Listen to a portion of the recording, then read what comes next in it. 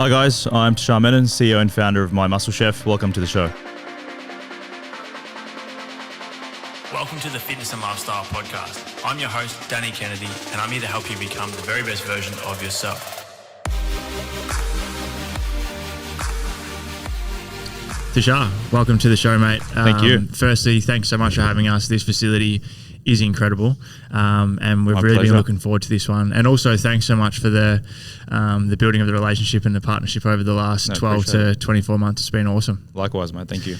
Mate, when you started My Muscle Chef back in 2013, I believe it was a small family business back then. Yes. Was the vision to get the company to the point it is today and to have this, amazing facility and to be reaching as many people as you are? To be honest, no, not at the start.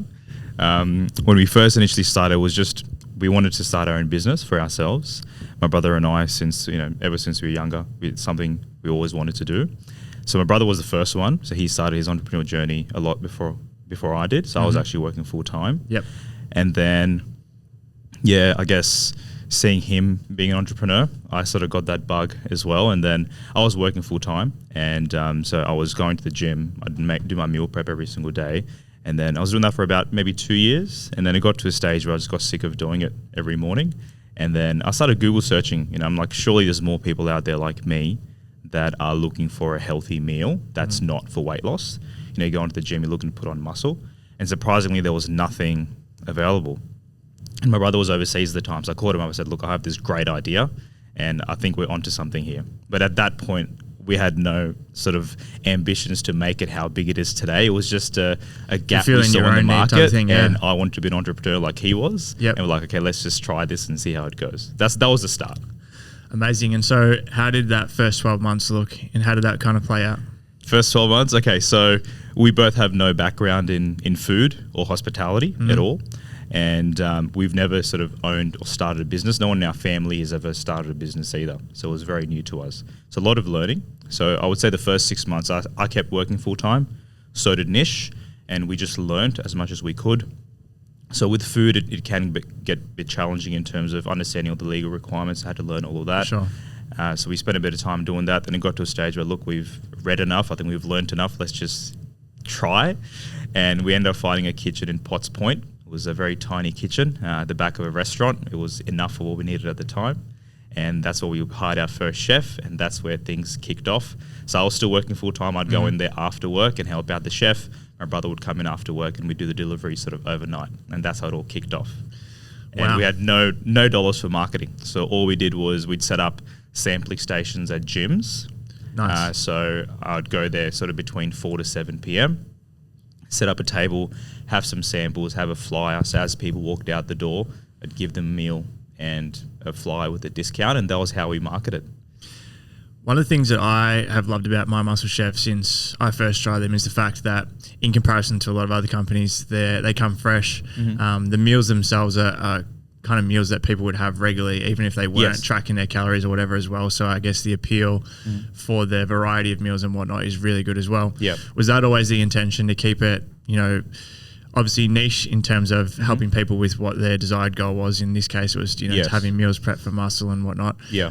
But at the same time, tapping into markets that aren't kind of looking at these and going, oh, this is only for bodybuilders. Definitely. So it sort of helped that we didn't have a lot of food background. So when we started, we just wanted the food to taste great. And one thing I hated about dieting when I was doing it myself was it didn't taste very good because I couldn't really cook very well.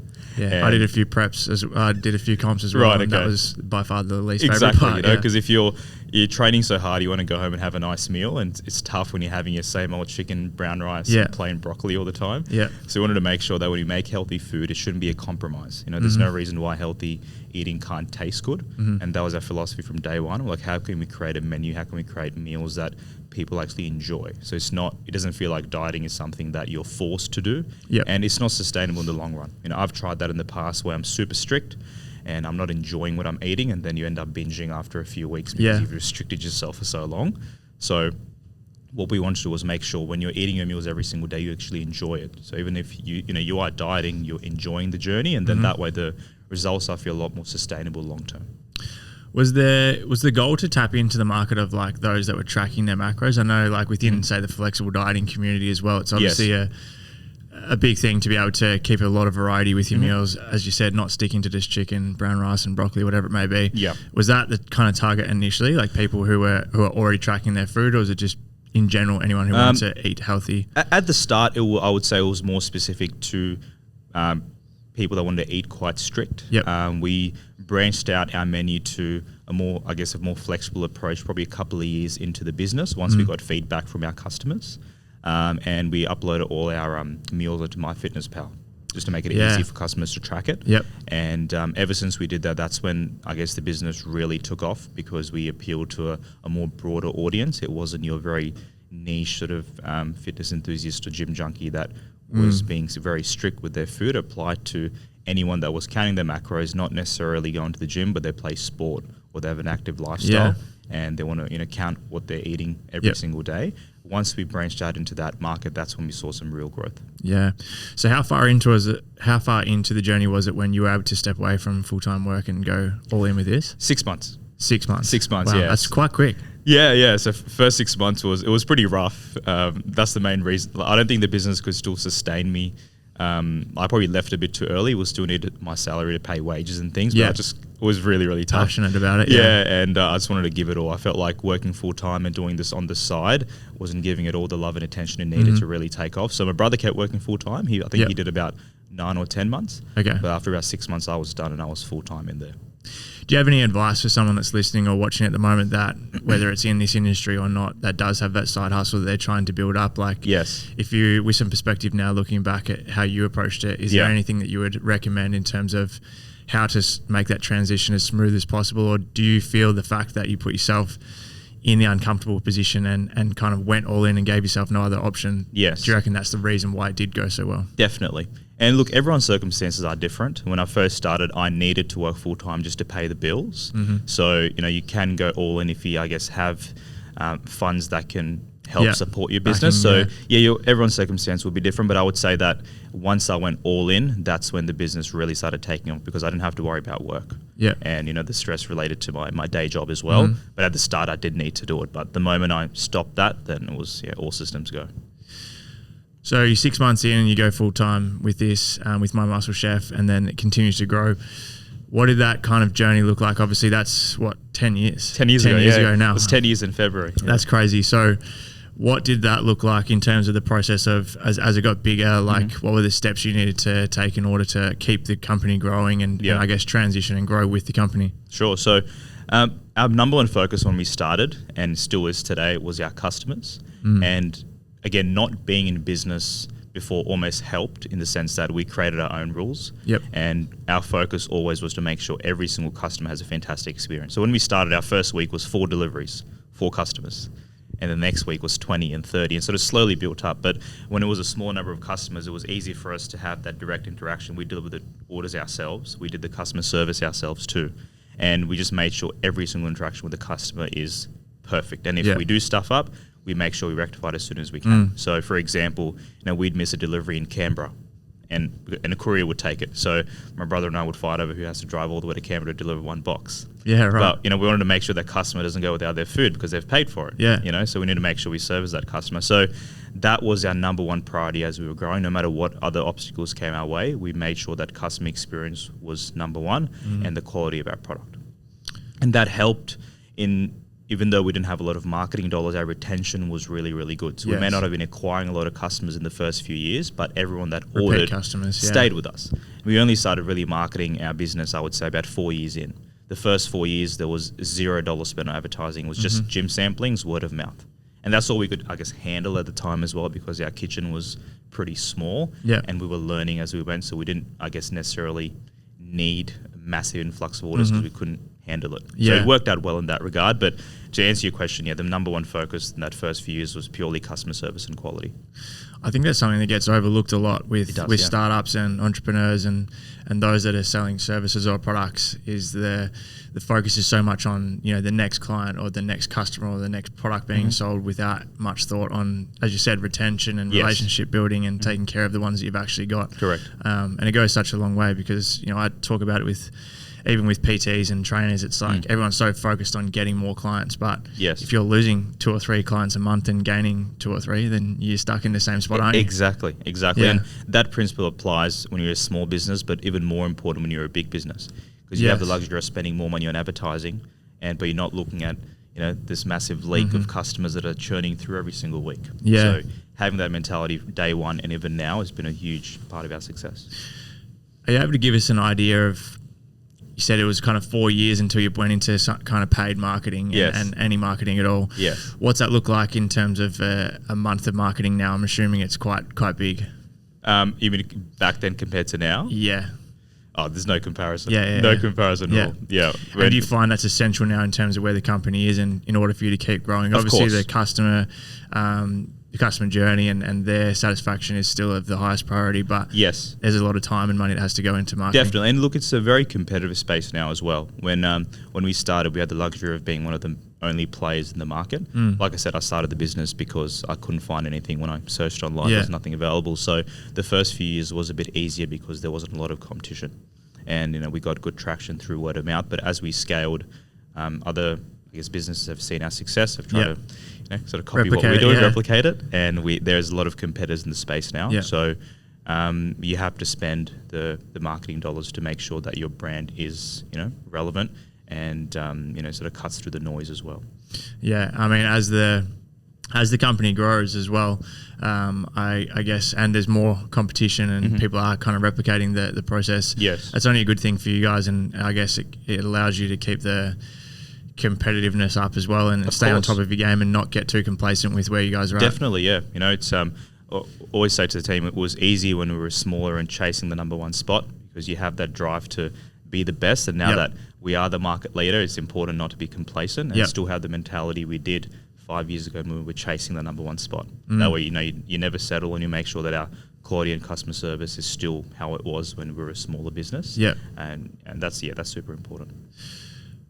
Obviously, with the facilities big and as the company's growing and whatnot, and I would imagine you've got a lot of staff now as well. Like, how did you find that process in terms of bringing people in, making sure their values and their qualities are the same as what your kind of vision is for My Muscle Chef, making sure everyone's on the same page, and then having to then learn how to manage people as well as the company grew. Yeah. How did that process look for you? And I guess, what does that look like for someone that comes in? Like, are they getting introduced to every kind of vision and quality that you guys want to represent? Yeah, so initially it was definitely a challenge. Nish and I were quite young when we started the business. I was 21, he was 26, and didn't have a lot of experience, I guess, with managing people or leadership. So a lot of learning at the start, but we were very lucky. We found some great people along the way, and we have staff that have been with us.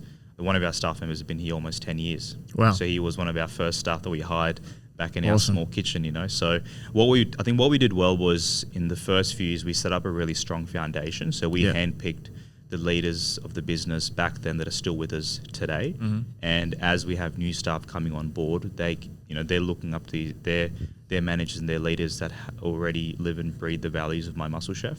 And it's important that we kept those people from the start to make sure that, they can relate to how it used to be and how it is now. Yeah. And it's nice for new staff that come in to be around people that have been in the business for a while. It's not just as we've scaled, we've only got new people in. We've been very lucky that our sort of older staff are still in the business. So they live and breathe the values every single day, and having them around the office, it just allows our the staff we got in the last 2 years as we really scaled to see how passionate they are about the business. And that's infectious, which is why the culture in our business is so great. So very lucky we've got some amazing people in the business.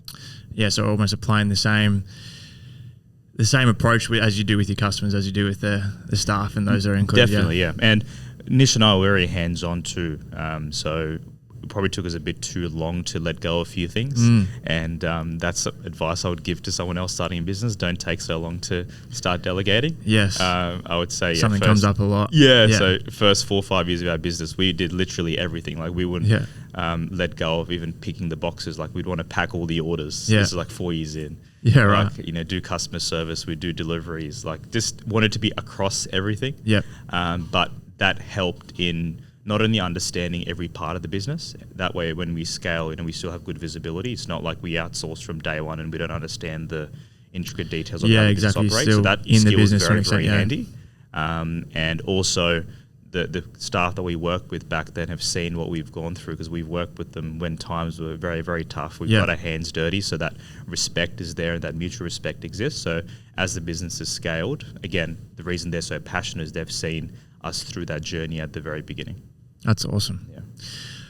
For the people the customers that are listening to the podcast or watching at the moment, because I know there are a lot of them, I'm sure they'd be interested to have an understanding or a bit of an insight as to what actually goes on behind the scenes before they get their meals, like in the kitchen, like what's the process from start to finish and delivery.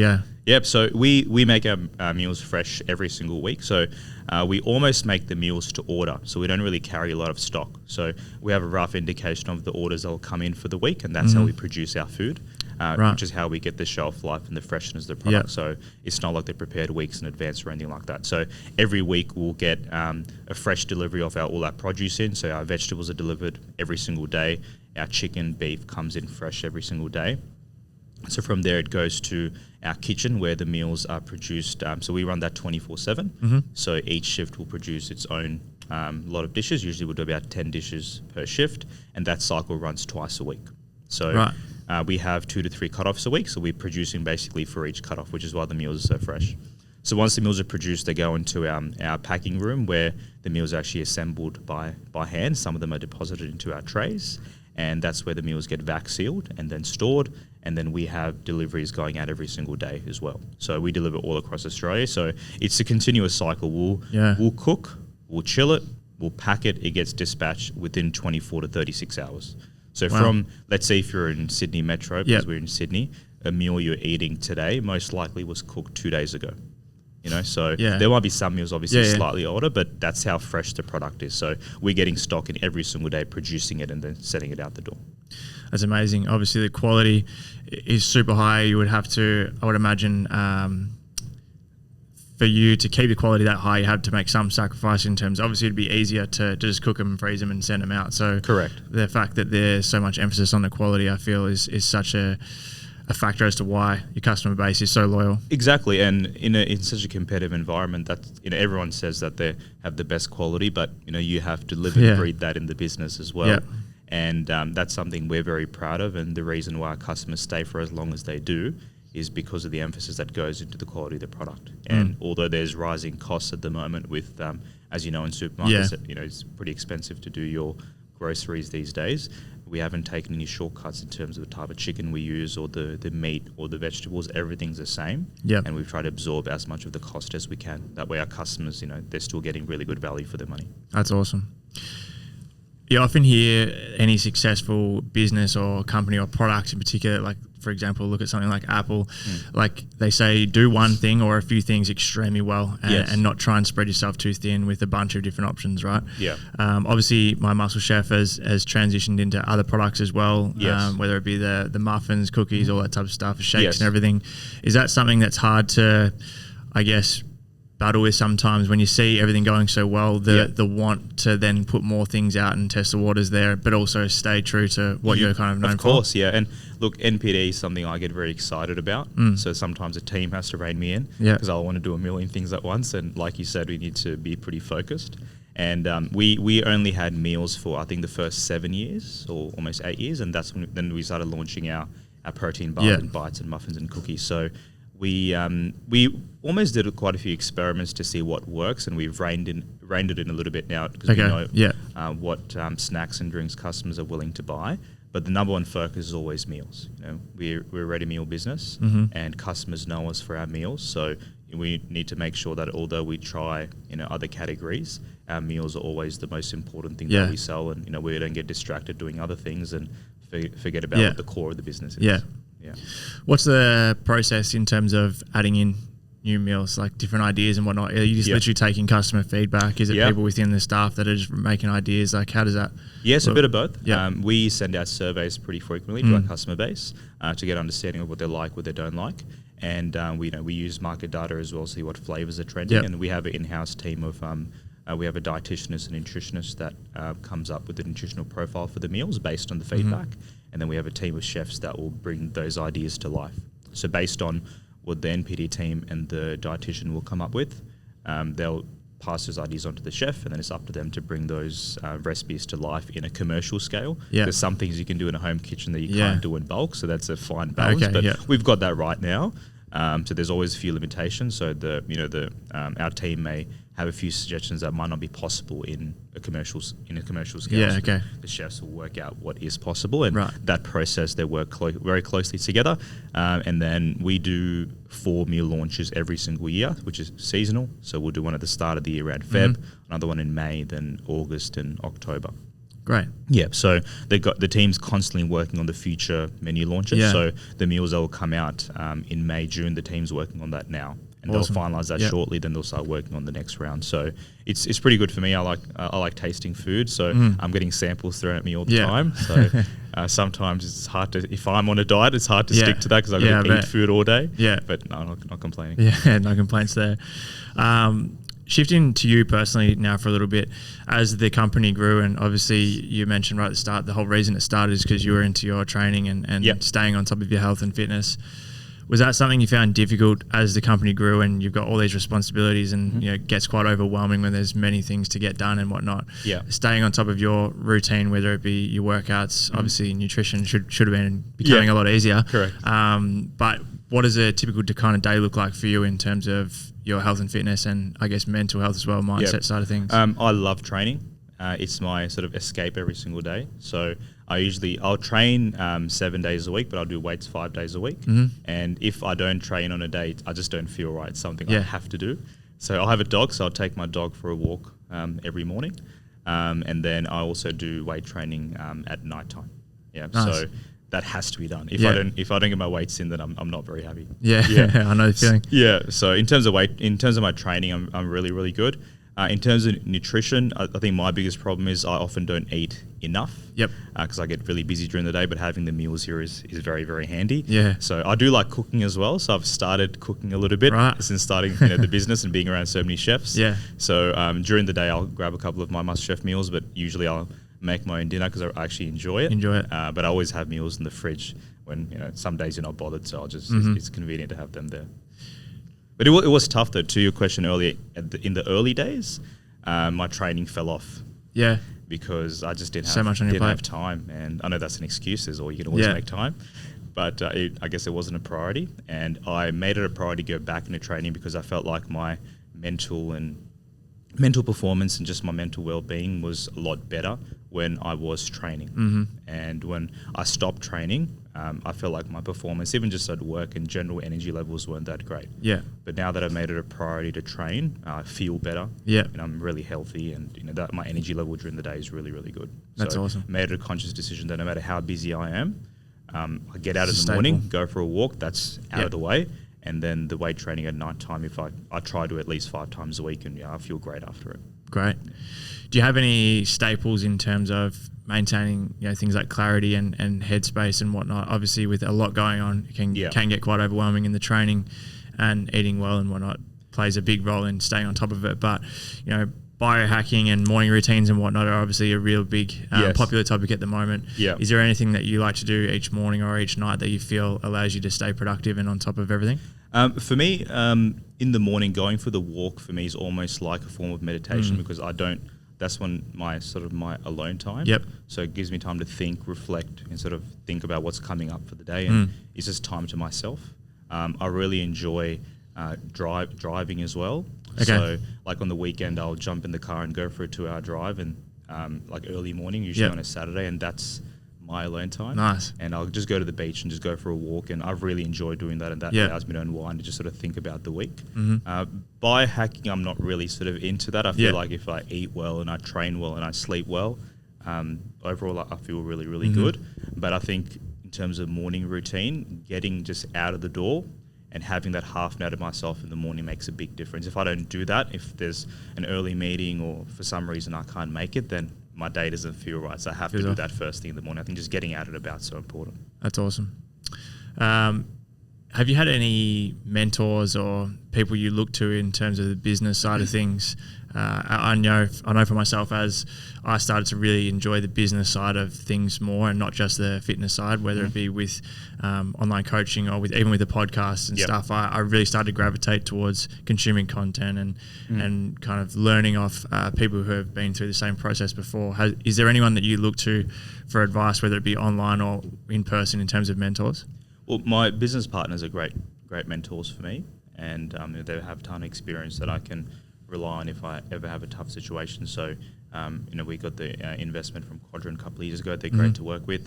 And I have 2 other business partners, Ricky and James, that I've been working with for about 3 years now. And I would say it's not like we have like a weekly mentoring session or anything like that, but they're always there for me if I need help. And, they have a lot more business experience than I do. So any situations where I need advice, I always go to them, or, how, getting their perspectives on how to handle certain scenarios. It's very handy having them there. So I think I've been very lucky that I have those business partners, and even just my brother, having my brother there is, I think, a big part of the success of the business is the fact that we both get along so well, and we both have complementary skills. So I'm very sort of hands-on operational, and Nish looks after the tech and the marketing side of the business, so which is why we don't clash too much.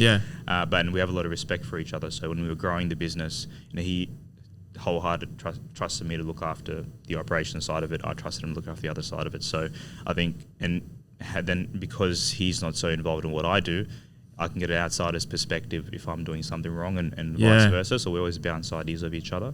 We don't disagree much, which might not be a good thing. But so we don't all, which sometimes you're meant to disagree, but we tend to agree on most things. But it's great. We have a really good relationship. So obviously my brother's there, and then last but not least, my parents, of course. A big part of the reason I'm here today is because of my parents, and they were a big part of the business when we first started. My dad was there in our first ever kitchen because he'd retired at the time, so he was helping me with packing the food and doing the deliveries, and he was a big part of it. And he's a very, very hard worker. He used to be in the army, so just seeing his discipline, and even at the age he was, he'd be up at 4 a.m. and help me with deliveries, and just having that lifestyle, that was pretty inspiring for me as well. So I think we've been very lucky to have a really good support network around us the entire journey of our business. Product of your environment. They say you're the product of the 5 people you spend the most time with, or whatever it may be. But and even friends too. Definitely. My friends are very understanding. I think the first 2-3 years of the business, I probably didn't speak to anyone. It just went ghost mode. But they didn't forget about me, and I still kept all my close friends. Good. Which is very nice to have. I think there's a lot of value in what you said before as well around you and your brother. I think for a lot of people when they're starting a business, particularly when it's a partnership, the initial instinct is like, we both have the same interests, we both love doing this, let's start this. But that's when the clashes tend to occur because you're both doing the same thing. That's but if you can have someone complementing the things that maybe your weaknesses, the effectiveness is so much better. And I'm telling Stay you, out of each other's way. That's one of the main reasons we did succeed at the start. If we're both operational dudes, it wouldn't work. So I had zero idea of tech and the online side of the business, and I just trusted him to do it, and vice versa. So spot on. Brilliant. What's the vision for My Muscle Chef in the next, it's been 10 years, as you said, in February. So what's the vision look like for the next 5 years? For us at this stage, we just want to keep growing our brand awareness. What's really exciting is we're still only scratching the surface.